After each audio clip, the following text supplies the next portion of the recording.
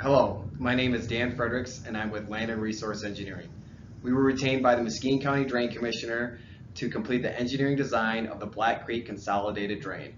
Today I'm going to give you a brief update on the work we've completed so far, as well as an overview of the proposed construction project scope. Thank you. So our presentation is going to start with a brief overview of the Black Creek Consolidated Drain. Then we're going to go into the services that LRE has completed to date. We're going to review some of the drainage issues that we encountered in the field. And then we're going to talk about project goals and objectives and go into more detail on our proposed project scope, and then ultimately talk about the next steps in terms of project schedule. The Black Creek Consolidated Drain is a tributary to Mona Lake. The watershed and associated drainage district encompasses roughly 17,500 acres within Eggleston, Moreland, Ravenna, and Casanova townships. The drain length consists of several former drains that were consolidated into more than 52 miles of what is now the Black Creek Consolidated Drain. LRE's focus was basically in the area shown on this map here, what we're going to call the southeast 27 miles more or less of drain. It includes the former upper Muskegon County Drain, as well as the former Dirks Drain, Kinney Drain, Porter Drain, Ray Drain, Smith and Mulder No. 2 Drain, and former McSorley Drain. Land and Resource Engineering was retained by the Muskegon County Drain Commissioner in 2017 to conduct an engineering study and design of the Black Creek Consolidated Drain. Specific services completed to date include conducting a topographic survey and engineering inspection along 27 miles of the drain, analyzing the current hydraulic capacity of the drain and identifying impairments, evaluating potential alternatives and developing specific recommendations for improvements or maintenance to the drain, completing the engineering design, and ultimately preparing construction drawings and specifications for bidding and construction. Our field reconnaissance identified several impairments along the drain, the first of which was woody debris obstructions. These obstructions could be log jams, leaning trees, dead trees that are in danger of falling into the channel. In general, woody debris and other obstructions are going to reduce the hydraulic capacity. Log jams are going to back water up, increase the frequency of flooding, and in general promote channel instability and localized areas of erosion, such as you see in the picture on the bottom. Another impairment identified along the drain were areas of localized bank erosion, as shown in these two photographs, which were taken along the Muskegon County Drain. Bank erosion, first and foremost, is going to result in land loss and loss of agricultural production. In addition, the sediment input into the drain is going to reduce the capacity of the channel and increase localized flooding. And then there is also a potential for increased nutrient loading, which is attached to the sediment particles. Another prevalent impairment along the Black Creek Consolidated Drain was sediment deposition. Sediment obviously is going to reduce the capacity of the channel and increase areas of flooding. It can also limit the function of agricultural tiles. What we have here on the bottom is a profile of the topographic survey that we conducted along, this is a snippet of the drain. So the area in gray shows areas where there's sediment obstruction, sediment deposition. In this case, there's probably been almost 2 feet of sediment built up along this reach. The orange line that you see is where our proposed bottom grade would be. Again, we're trying to restore the hydraulic capacity of the channel by removing excess sediment. This is another slide which shows sediment deposition along the Muskegon County Branch 4 drain. To the right, you can see the topographic survey. This is a profile of the center line of the channel. You can see the sediment deposition along the bottom in gray. We're looking at about 1 to 2 feet of sediment. And then you can see in the photograph right here, this is pretty much on normal base flow type of conditions. There's not a lot of capacity left in those culverts there. If we look back to the right again, on that topographic survey profile, you can see the water surface, and that's very near, probably filling more than half of each of these culverts right here. A few more photos of areas of sediment deposition along the upper Muskegon County Drain. Another impairment identified within the Black Creek Consolidated Drain was failing infrastructure, primarily in the form of culverts. Many culverts were identified to be in extremely poor condition and beyond their service life. Several private culverts we had found had appeared to be abandoned and are restricting flow. And then, as shown in the previous slide, sediment deposition within these culverts becomes an issue in obstructing flow and creating areas of localized erosion. So these are two photographs here. The upper right is a timber culvert along Branch 4 of the Muskegon Drain at Slocum Road, and the one before is again along the Muskegon Drain. It's a private crossing. Based on our engineering analysis and public input, we work with the Muskegon County Drain Commissioner to develop the following project goals and objectives with the aim at meeting the petition requirements of protecting the public health, welfare, and convenience. The first objective is to perform selective clearing within the easement area to remove woody debris and other obstructions to flow within the drain channel. The second is to stabilize areas of channel erosion. The third is to restore the hydraulic capacity of the drain, primarily through excavating of sediment buildup and replacing undersized or failing culverts. And the final is replacing or removing failing infrastructure, particularly here we're talking about county drain crossings. Going into a little more depth now on the project scope and what some of these activities might look like. The first we're seeing here is selective clearing of the drain easement. These are a couple photographs of a project we recently completed along the Pearson Swamp Drain. So the photo in the lower left shows this same area here before construction. There was mass erosion and tree falls and log jams, woody debris obstructions.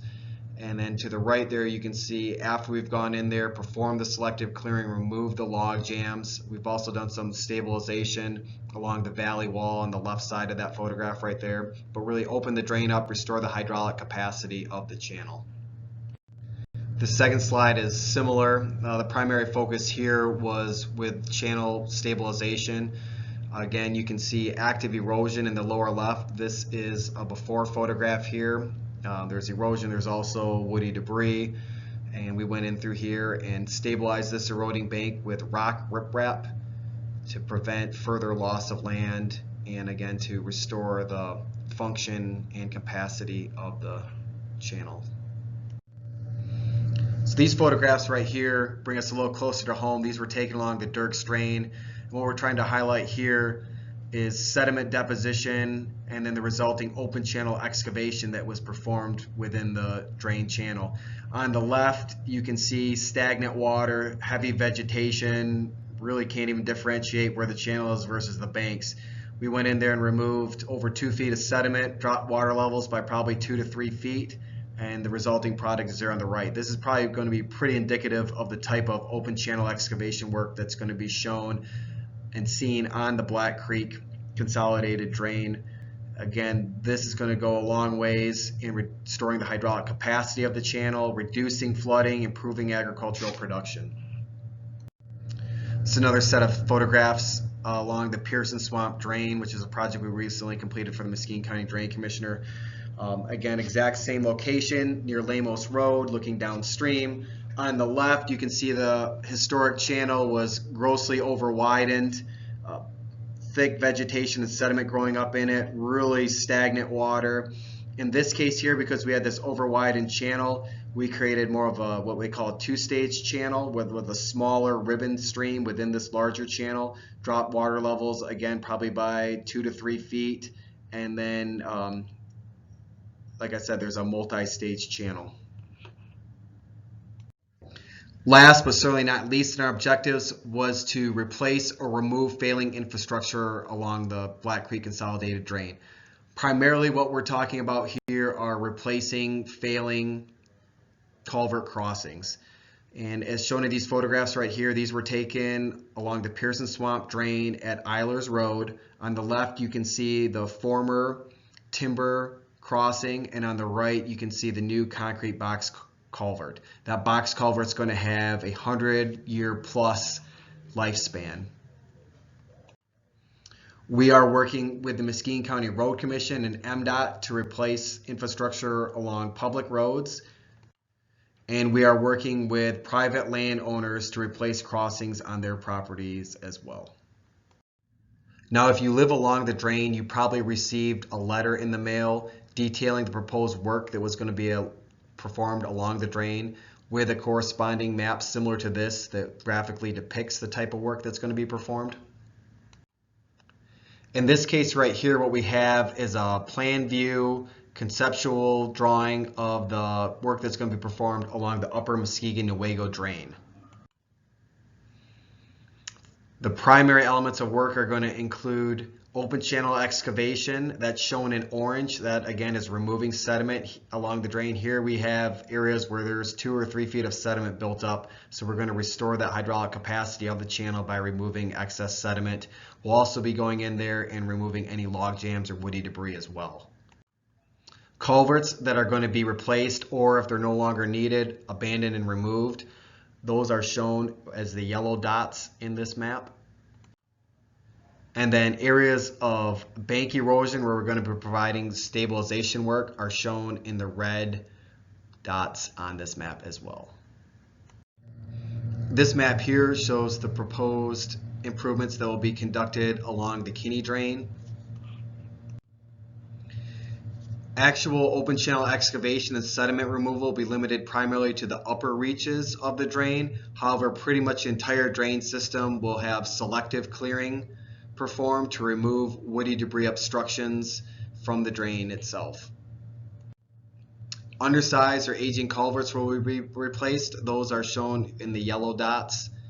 And areas of bank erosion will be stabilized as shown by the red dots. This figure here shows the proposed maintenance and improvements along the Porter Drain and the Ray Drain. Open channel excavation will be performed in areas highlighted in orange. Culvert removals or replacements are shown with the yellow circles. And areas of bank erosion or channel instability that will be stabilized are shown by a red circle. The final figure here shows the proposed maintenance and improvements along the Smith and Mulder No. 2 drain. Pretty much the entire drain will have open channel excavation performed to remove sediment as shown by the orange highlight. And then culverts in need of either replacement or removal are shown in yellow. So moving on to next steps here, we're in the process of finalizing construction drawings and specifications. We would appreciate any public comment or input at this time as we complete the design process. We hope by early July to have the bid documents out to potential contractors to review. We are going to bid this project out through 12 separate divisions.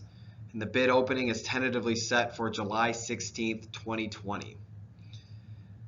At the end of July, we're looking at July 29th, the Drain Commissioner is going to hold a day of review. This will provide you with an opportunity to review the project costs as well as your individual assessment. And assuming everything proceeds smoothly, construction could begin as early as the fall of 2020, with the majority of the work being performed in 2021. And some final culvert replacements and restoration work probably completed in 2022. So with that, we would appreciate any input that you might have in regard to the project and look forward to working with you as we continue forward.